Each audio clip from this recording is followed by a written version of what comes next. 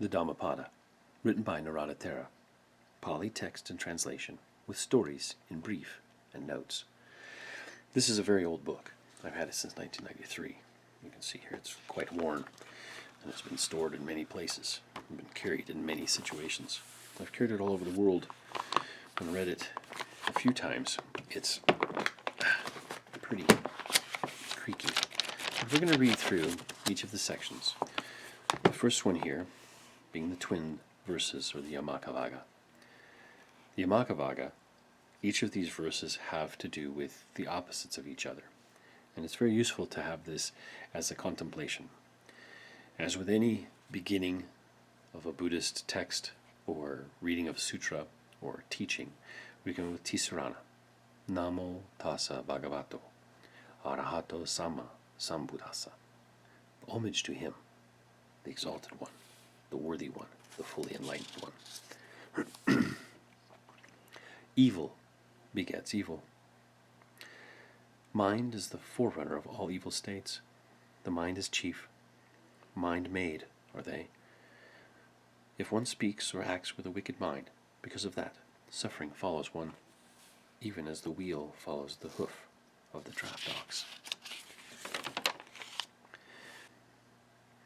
Story. A middle-aged devout person named Kakupala became a monk and was energetically leading a contemplative life. As a result of his strenuous endeavor, he realized arhatship, the final stage of sainthood. But unfortunately, he had become blind. One day he was pacing up and down the ambulatory. He unintentionally killed many insects. Some visiting monks, noticing the blood-stained ambulatory, complained to the Buddha that he had committed the offense of killing. The Buddha explained that the monk had killed them unintentionally, and that he was an arhat. The monks then wished to know the cause of his blindness. The Buddha related that in a past birth, as a physician, that particular monk had given an ointment to a poor woman to restore her eyesight. She promised that, with her children, she would become his servants if her eyesight was restored. The physician's remedy worked, but the woman was not willing to keep her promise, pretending that her eyes were getting worse. The cruel physician, yielding to a wicked thought, retaliated by giving her another ointment, which blinded her eyes. In consequence of this, his past evil action, the monk, or arhat, become blind. This is a retributive aspect of the law of karma, the other being continuative. That is, the transmission of individual characteristics, impressions, or tendencies, etc., throughout one's wanderings in samsara. Now you should look through the wheel of samsara to see the different 6 areas of that one, which I'll put a little link up right here. We'll put a little link up there, and you'll be able to see that and go through those 6 different things and understand the wheel of samsara that we live in. An arhat, though, free from all impurities, has to reap the fruit of the seed he himself had sown in a remote past. The Buddhas and arhats do not accumulate fresh karma, as they have eradicated the roots, which are ignorance and craving. But as every other being, they are not exempt from the inevitable consequence of both good and bad past actions.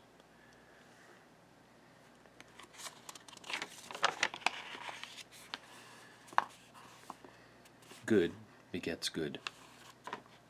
Mind is the forerunner of all good states. Mind is chief. Mind-made are they. If one speaks or acts with a pure mind, because of that, happiness follows one, even as one's shadow that never leaves. The story. Mata Kundali, the only son of a stingy millionaire, was suffering from jaundice and was on the verge of death because his father would not consult a physician, lest part of his money would have to be spent. The Buddha, perceiving this with his divine eye, the sad plight of this dying boy, appeared before him. Seeing the Buddha, he was pleased, and dying with a pure heart, full of faith in the Buddha, was born into a more heavenly state. Again, we're talking about the wheel of samsara, and being born from a human realm into a higher realm, perhaps, or from an animal realm into the human realm, or whatever. So there's those 6. This particular verse, of course, or dharma, the Dhamma, we would say in Pali, has to do with good action. These 2 parallel verses were uttered by the Buddha on 2 different occasions to show the inevitable effects of good karma and bad karma, respectively. Man reaps what he has sown in the past or the present. What he sows now, he reaps in the present. Or in the future, at the opportune moment, we say the karma becomes ripe. Man himself is mainly responsible for his own happiness and misery. He creates his own hell and own heaven. He is the architect of his own fate. What he makes, he can unmake. Buddhism teaches self-responsibility and the inevitability of the law of cause and effect. What one reaps according to what one has sown, but one is not bound to reap the effects of all that one has sown. If one were, emancipation would become an impossibility. That's a very important thing to contemplate. Retaliation does not lead to peace. He abused me, he beat me, he defeated me, he robbed me. In those who harbor such thoughts, hatred is not appeased. He abused me, he beat me, he defeated me, he robbed me. In those who do not harbor such thoughts, hatred is appeased. Story. The Venerable Tissa, proud of being a cousin of the Buddha, did not pay due respect to the senior monks when they resented his improper conduct. He took offense, threatening them, went to the Buddha and made a complaint. The Buddha, who understood the position, advised him to apologize, but the Venerable Tissa was obstinate. The Buddha then related a story to show that Tissa had done likewise in a previous birth. Later, the Venerable Tissa was compelled to seek the pardon of the senior monks. The Buddha's advice to his followers was constantly not to retaliate, but to practice patience at all times, at all places, even under provocation. The Buddha extols those who bear and forbear the wrongs of others, though they have the power to retaliate. In the Dhammapada itself, there are many instances to show how the Buddha practiced patience, even when he is severely criticized, abused, and attacked. Patience is not a sign of weakness or defeatism, but the unfailing strength of great men and great women.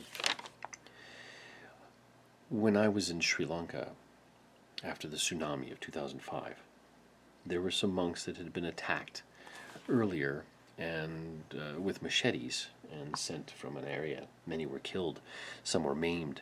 We met one with one arm his arm had been hacked off, and he found safety elsewhere. He was able to escape. But after the tsunami, he went back to the people that actually hurt him and went to help. He did this because of his teaching. He did this because of this understanding. I was amazed that he didn't want to retaliate, but instead help. Anger is conquered by love. Hatred never ceases through hatred in this world. Through love alone they cease. This is an eternal law. The story. A husband had 2 wives, one barren, the other fruitful. The former, actuated by jealousy, mixed a drug in her rival's food and caused 2 successive abortions. On the 3rd occasion, the potion caused the death of both the mother and of the child. The dying woman willed vengeance on her rival and her offspring, and she carried out her resolve. The other 2 did likewise. Thus both women avenged themselves in the course of 2 successive births. In their 3rd birth circumstances, however, compelled both to meet the Buddha, who pacified them by advising them not to retaliate. Quarrels cease through right thinking. The others know not that in this quarrel we perish. Those of them who realize it have their quarrels calmed thereby. A trivial incident led to an unfortunate dispute amongst the monks in the city of Kosambi. The quarrelsome monks did not listen even to the Buddha. In the end, the Buddha retired to a forest and spent the rainy season there. Owing to pressure brought on them by the laity, the monks approached the Buddha and, imploring his pardon, invited him to the city. The Buddha then admonished them.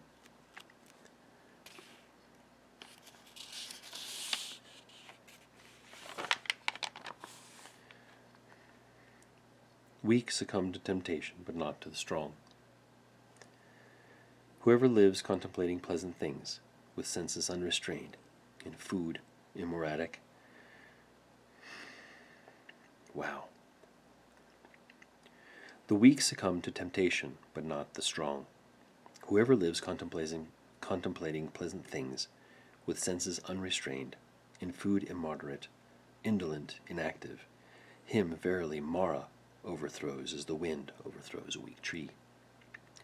Whoever lives contemplating the impurities, with senses restrained, in food moderate, full of faith, full of sustained energy, him Mara overthrows not, as the wind does not overthrow a rocky mountain. Story. Two brothers became monks, the elder by conviction and the younger without any faith. The faithless younger monk, constantly thinking of material pleasures, succumbed to the temptations of his former wives and left the order. The devout elder monk strove hard and attained arhatship. His former wives tried to entrap him, but failed. There are 5 kinds of maras in Buddhism. The 5 aggregates: moral and immoral activities, death, passions, and Mara the deity. Mara is used as a sense of passions or things that tempt you.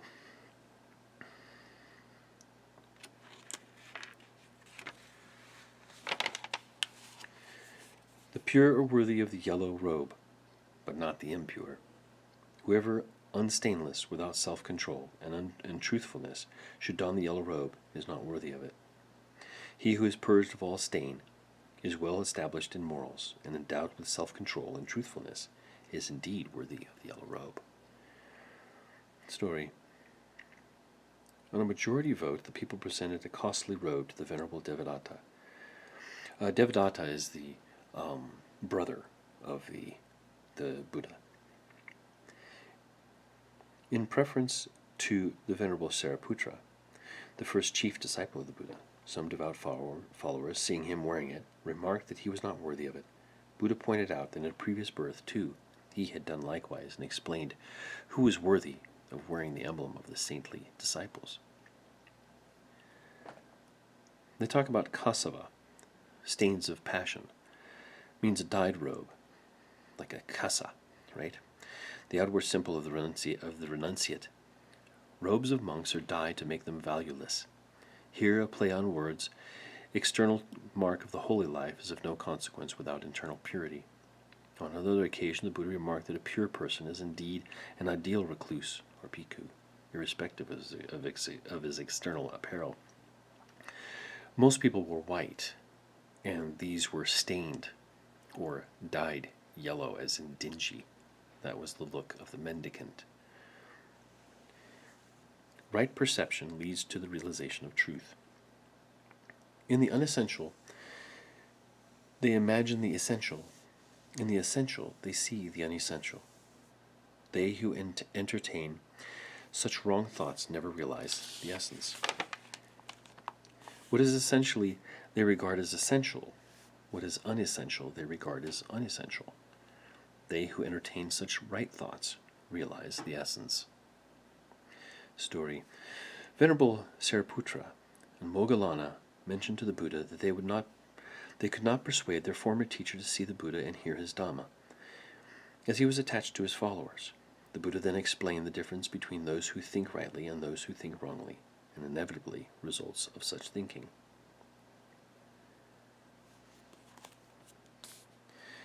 Lust pierces the hearts of the undeveloped, but not those of the developed. Even as the rain penetrates an ill-thatched house, so does lust penetrate an undeveloped mind. Even as rain does not penetrate a well-thatched house, so does lust not penetrate a well-developed mind. This is a common thing we see nowadays in Buddhism, both Tibetan and Zen, and other forms as well, is that the temptations of the body become a problem. This explains a little bit about that. The story. Prince Nanda, the stepbrother of the Buddha, was admitted by the Buddha into the order on his wedding day. He was constantly thinking of his bride-elect instead of meditating.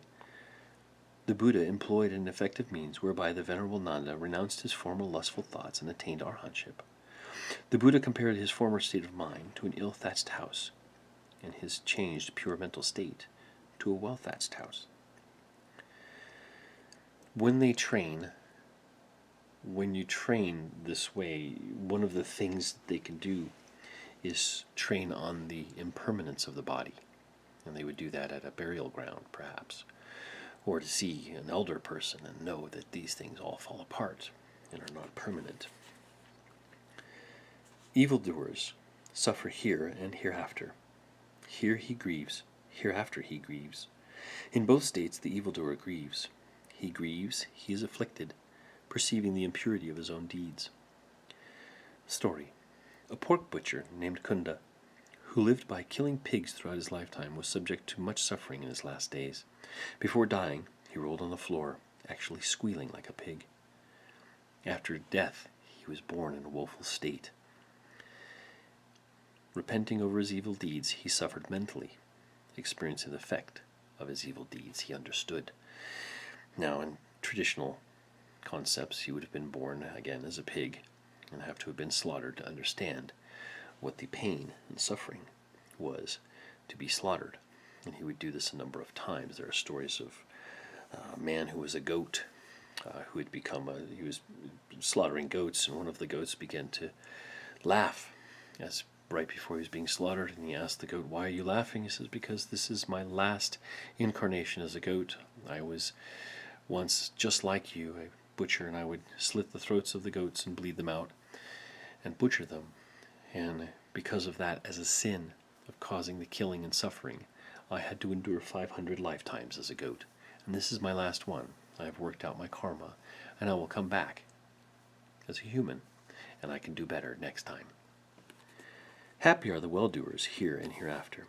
Here he rejoices, hereafter he rejoices. In both states the well-doer rejoices. He rejoices exceedingly, rejoices, perceiving the purity of his own deeds. Story. A devout person named Dhammika, who led a religious life, lying on his deathbed, saw happy visions, and after a peaceful death was born in the celestial plane. He reflected on his good actions, reaping the desirable results of his good deeds. According to Buddhism, the subsequent birth is determined by the thought process at the moment of death. We can see this also in the bardo, which is a Tibetan tradition, where a monk would train and coach a dying and dead person through to the next life. Buddhists do not believe that the earth is the only inhabitable plane and the human beings are the only beings. Planes are numerous, and beings are innumerable. After one death, one may be born as a human being, or in a subhuman state, or in a celestial plane, according to one's actions. So-called being in the subsequent life is neither the same as its predecessor, nor absolutely different. Buddhism denies an identical being, but affirms an identity in process. This is important to understand because we're talking about the rebirth, the recycling of that essence of who we are. Remember, we're still in the wheel of samsara, which I again will put, I think, right up here so that we can see that. Continuing, the evildoer laments here and hereafter. Here he suffers, hereafter he suffers. In both states, the evildoer suffers. Evil I have done. Thinking thus he suffers. Furthermore, he suffers having gone to a woeful state. Story. The Venerable Devdatta made an unsuccessful attempt to kill the Buddha. In his old age, he repented and desired to see the Buddha. While he was being carried on a litter to see the Buddha, he died on the way, under tragic circumstances. So remember, Devdatta was his brother who was always in conflict with Siddhartha, the Buddha, and made a few attempts to kill him, and eventually, and even tried to cause the order problems by splitting it apart and then coming back and this and that. So eventually he saw how he had done terrible and how the Buddha as a person was loving and kind and trying to do something so good for the world. And he felt bad about that, but he didn't get a chance to ask for forgiveness directly. Happy are the righteous. Here he is happy, hereafter he is happy. In both states the well-doer is happy. Good have I done, thinking thus. He is happy. Furthermore, he is happy, having gone to a blissful state. Story. Sumana, the youngest daughter of Anapantika, the chief supporter of the Buddha, lying on her deathbed, addressed her father as younger brother and passed away peacefully. The father was grieving to hear his devout daughter utter such incoherent words at the moment of death. When he mentioned this matter to the Buddha, he explained that she addressed him thus, and because she had attained the second stage of sainthood, or a once returner, while the father had attained only the first stage, he would be then younger brother. Learning without practice is of no worth. This is probably one of the most important that I like. Though much he recites the sacred texts, but acts not accordingly, that heedless man is like a coward who counts others kind. He has no share in the fruits of the holy life. A coward or a cow herder is what they're talking about here. He counts others as his own, and they're not his. So there you go. That's the teaching there. The little he recites the sacred texts, but acts in accordance with the teachings, forsaking lust, hatred, and ignorance, truly knowing with mind well fed, well freed, clinging to not here and hereafter, he shares the fruits of the holy life. Story. There were two monks, one a worldling but well versed in the Dharma, the other an arhat, but not so well versed, not so educated, you would say. The worldling did not practice what he knew. The only one who knew little practiced the Dharma and, realizing nirvana, employed the fruits of the holy life. The scholarly monk desired to embarrass the other by putting some intricate questions in the presence of the Buddha. Knowing well his base motive, the Buddha raised some questions connected with the realization of the Dharma. The arhat answered them all in personal experience, but the other could not, as he had not attained to any of the paths of sainthood. Thereupon the Buddha praised the arhat who had practiced his teachings, though possessing less knowledge of the Dharma. This is the same like the sixth patriarch of Zen Buddhism or Chan Buddhism, where he was illiterate but understood.